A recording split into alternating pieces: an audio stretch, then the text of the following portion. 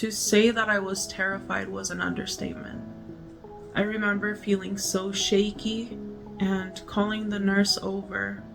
Hi baby boy, and everybody else that is watching. I decided to redo this video because after my husband and I watched it, we just saw that we were missing a lot of details that were important to us and important to our story.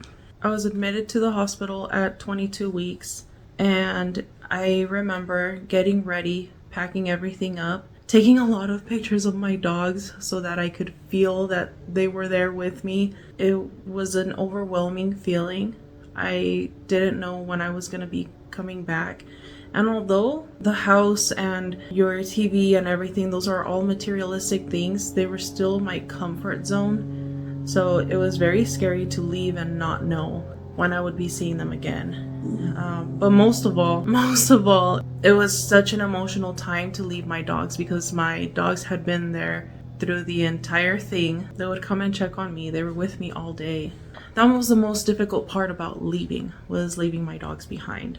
I remember getting to the hospital and we were so lost. We didn't know where to go, what to do. We were driving around in the car for a while without knowing where to really stop. I ended up staying in front of a building that was next to where we needed to be. And I just remember waiting for Jesse to park the car. I was gripping onto my holy water and my water bottle, looking around and wondering if people felt as lonely and scared and sad just as I did. And it felt so chaotic. Jesse parked the car and he came to me, and thankfully there was a nurse there that helped us out. She helped us get a wheelchair and she walked us to the front desk where we needed to be checked in. I explained my situation and why I was there so many times and to so many people that it stung every time that I had to say it. But I needed to keep in mind that I was in the best place for my baby and I was doing what was best for my baby. We were put into triage room 4, which wasn't really a room. It was a big room with curtains, and those were the room numbers. But then they told us that we were being moved over to high risk room 4. And we got there, and that room had walls, but it was such a small room. The only 2 things that fit were the hospital bed and a cot, and where my husband was sleeping. And then I went to the restroom, and the restroom had 2 doors. The nurse explained that those rooms in high risk have a shared bathroom. So I would be sharing my bathroom with my neighbor. And I'm kind of a germaphobe, so that really scared me. I asked the nurse, please don't put somebody next to me. Thankfully, I didn't have anybody next to me, so I had that bathroom all to myself. While I was in high risk, I remember talking to a nurse and expressing how terrifying the whole situation was. How I was so scared to cough because I might leak. I was so scared to move or to laugh too hard because I might leak. And she said something along the lines of, "You'll have your baby when it's time." That made me feel a lot better. It made me feel like I was doing everything that I was supposed to be doing. I was doing everything right. I was being maybe a little bit overly cautious, but she helped me navigate through that. I was in high risk for 2 days, and while I was there, I was getting a steroid shot for every day for those 2 days. I was being monitored to make sure that steroid shot didn't cause any reaction. The baby was being monitored. His heartbeat was being monitored.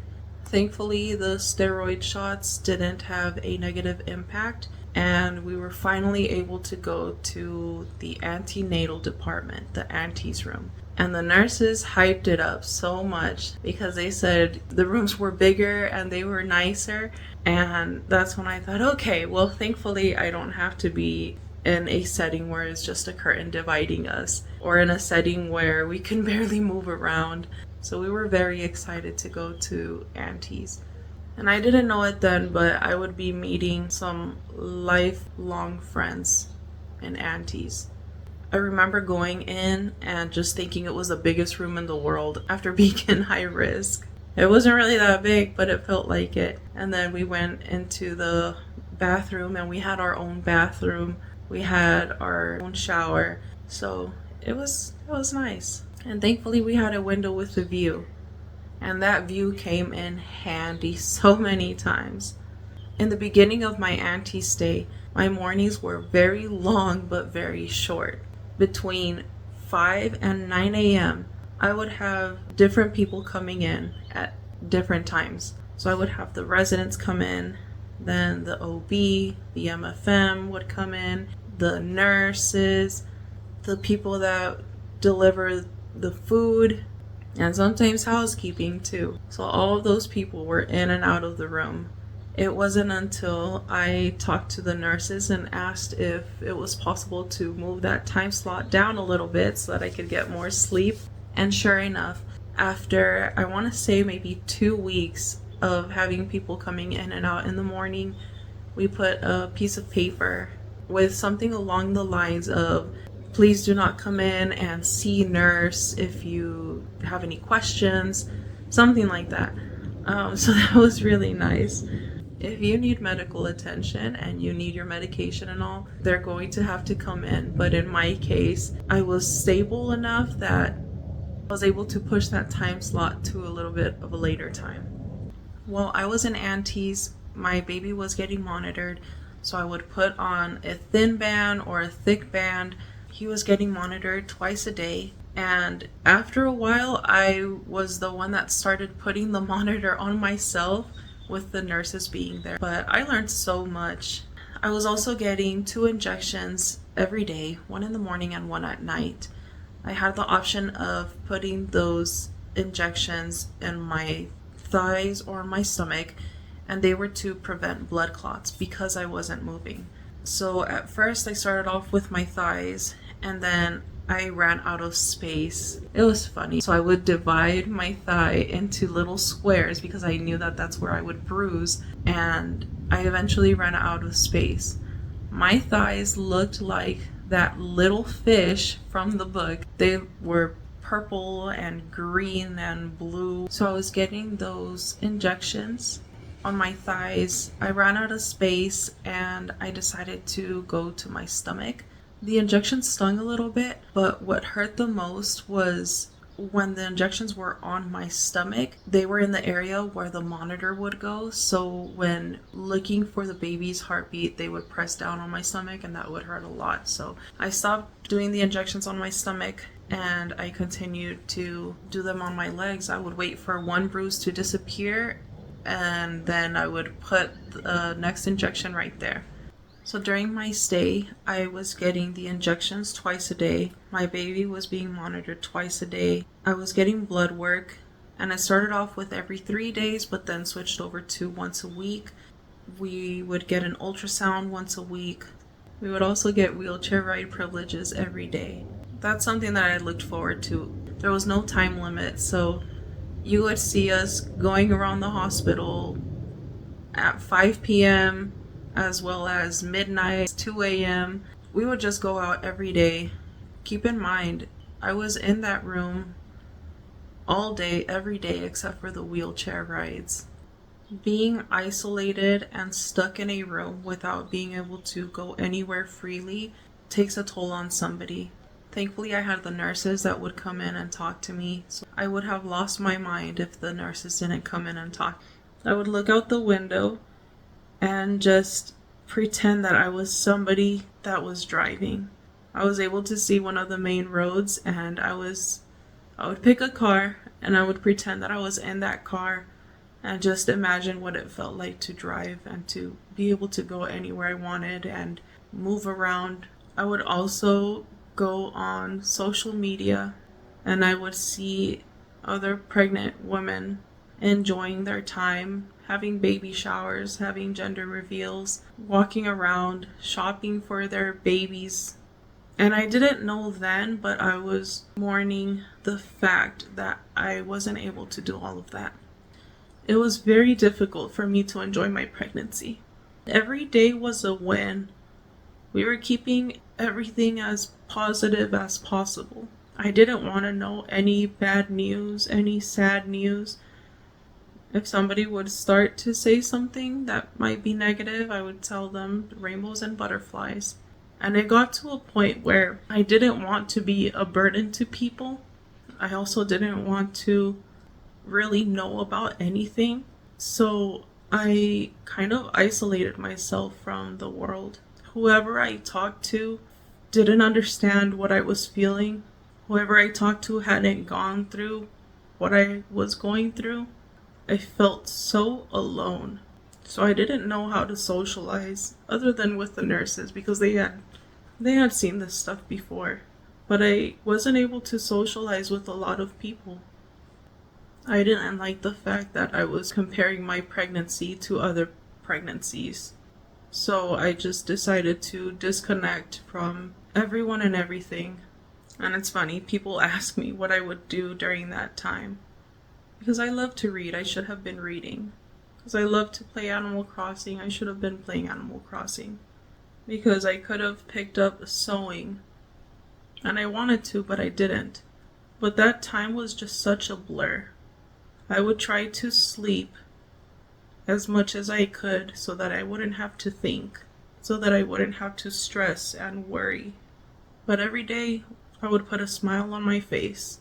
Every day I looked forward to hearing my baby's heartbeat, and he's what helped me get through it. I was recently asked if knowing what I know now, would I do it all over again? And I would. 1000% I would.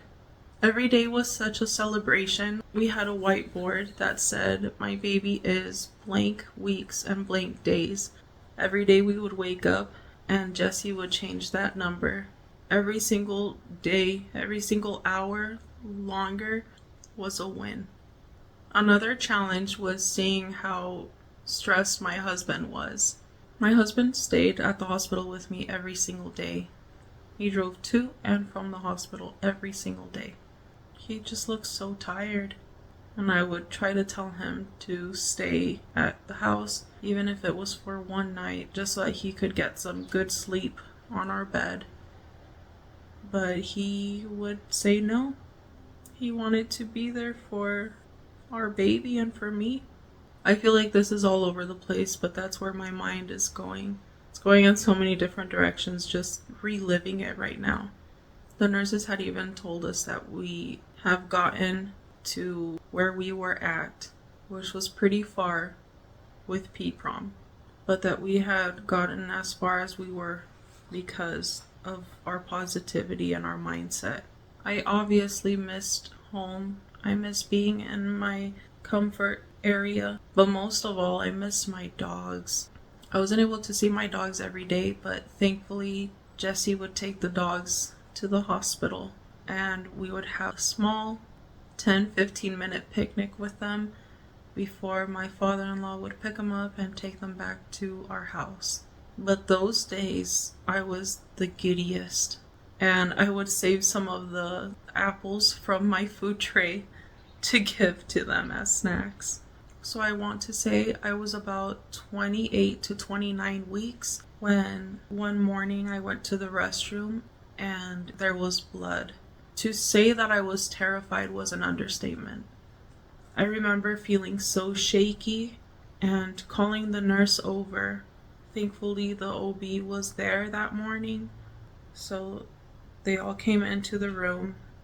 I remember looking at my husband, and he looked petrified. They put my baby on the monitor, and there was a sigh of relief when we were able to hear his heartbeat. After being put on the monitor, I was taken over to high risk, and I was immediately put on magnesium. And that magnesium was so intense. They had told me that I was going to be feeling hot flashes, that I wouldn't have strength. I don't remember exactly the timing, but I remember that with magnesium, they start off very strong. But during that time where it was a high dosage of magnesium, my body was on fire. My hands and feet and face felt like I was standing right above a fire. I had the fan pointed at me, but that wouldn't help. When it came time to use the restroom, I was told that I wasn't going to have as much strength to walk, but thankfully I did. The nurse was too scared to let me be in the restroom by myself, and I remember being very pee shy, so she turned the faucet on, and I asked her to look away because for a while she was just looking at me. After being in high risk for 2 days, I was able to go back to Auntie's because everything looked back to our norm. Between a week and 2 weeks after the bleeding incident, I started having contractions. And that was the first night that Jesse wasn't going to be spending at the hospital.